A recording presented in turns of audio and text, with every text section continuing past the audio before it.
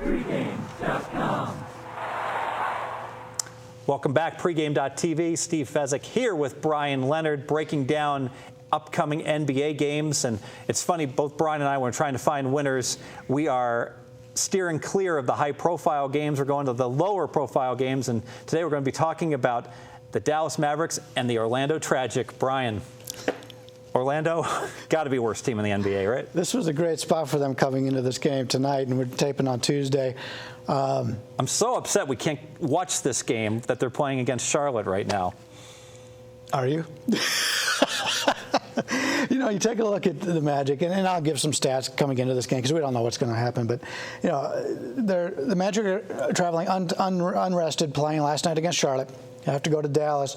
Orlando's obviously not playing well right now. Haven't covered 12 out of the last 14 games. Take a look at their last 9 games. Take a look at some of their scoring outputs here.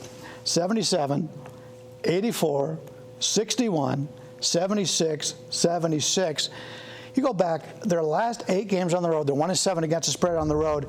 They failed to cover by a combined 76 points. They're not playing very well right now, I'd have to say. They seem to be playing remarkably consistent, if you ask me. And that sort of consistency, we certainly can make money as bettors. You know, one thing you talk about under-the-radar teams that are good. You got the Washingtons, really New Orleans. You got the Clevelands.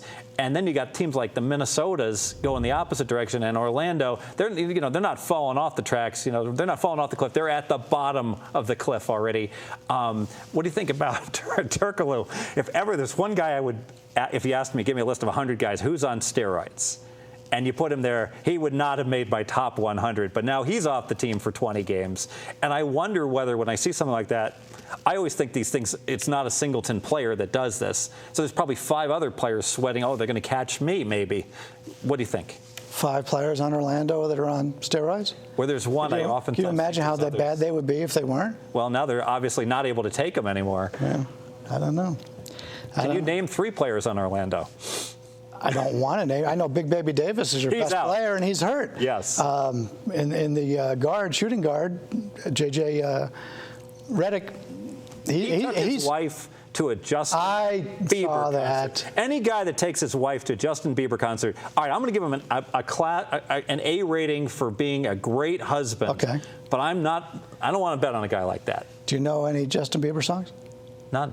I'm sure I know them, but I can't name them. The Grammys were on, and to be honest, I never heard any single song they played on the Grammys. Mm-hmm. I'm old. And the scary thing is I think the viewers may be more interested in Justin Bieber. He is a good baller. Then he could probably play. Yeah, he played pretty good in that charity game or whatever. He actually, you know, they just picked him up, and the line has come down to 10 because it's going to improve those chances. We know Orlando sucks.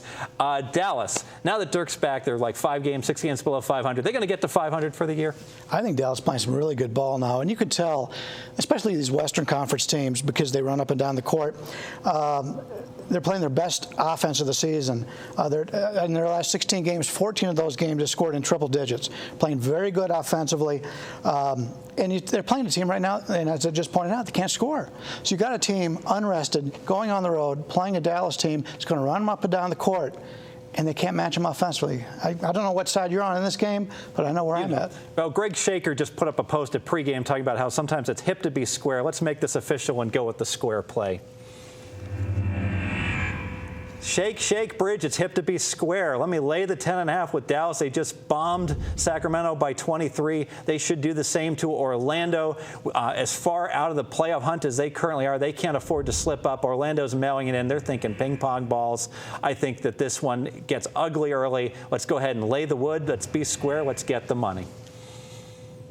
And we don't have to talk about any more of these bad games, right? There you go. Down the stretch. Let's talk about it. Somebody give me a good game here. How about Heat Bulls? All right, we'll talk about that. Very good.